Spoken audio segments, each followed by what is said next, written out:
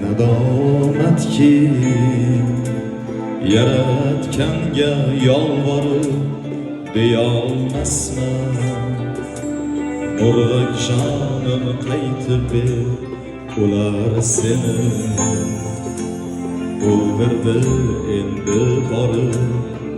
Hammasini Allohimga aytib ber.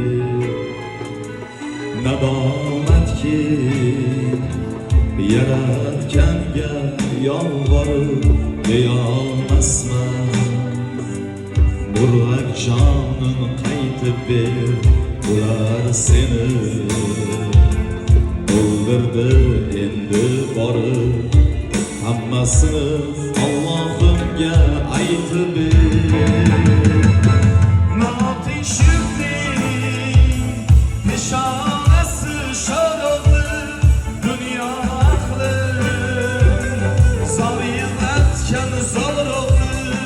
Endigina uch yosh eding yorug'li, hammasini Allohimga aytib ber. Moting shifting peshonasi sho'rug'li, dunyo ahli zor yig'latgan zo'rug'li. Endigina 10 yosh eding yorug'li, hammasini Allohimga aytib ber.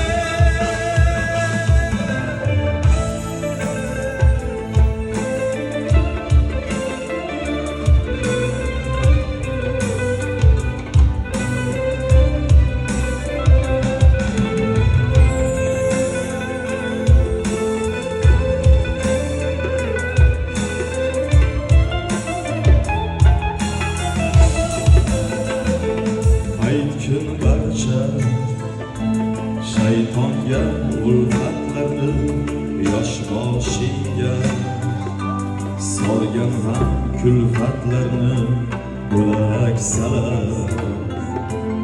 Izlagan kalxatlarni hammasini Allohimga aytib ber. Aytgin barcha shaytonga ulfatlarni, yosh boshingga solgan ham kulfatlarni bo'lak salar. Izlagan kalxatlarni hammasini Allohimga aytib ber.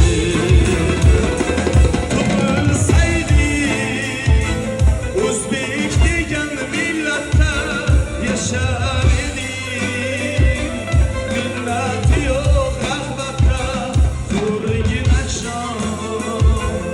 Endi borib jannatda hammasini aytib ber. Noting shifting peshonasi sho'rug'li, dunyo ahli zor yig'latgan zo'rug'li. Endigina 3 yosh eding yorug'li, hammasini Allohimga aytib ber. Noting shifting peshonasi sho'rug'li, dunyo ahli zor yig'latgan zo'rug'li. Endigina 10 yosh eding yorug'li, hammasini Allohimga aytib ber.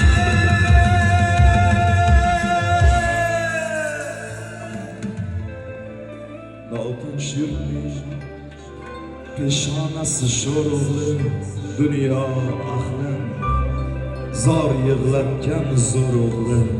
Endigina 10 yosh eding yorug'li, hammasini Allohimga aytib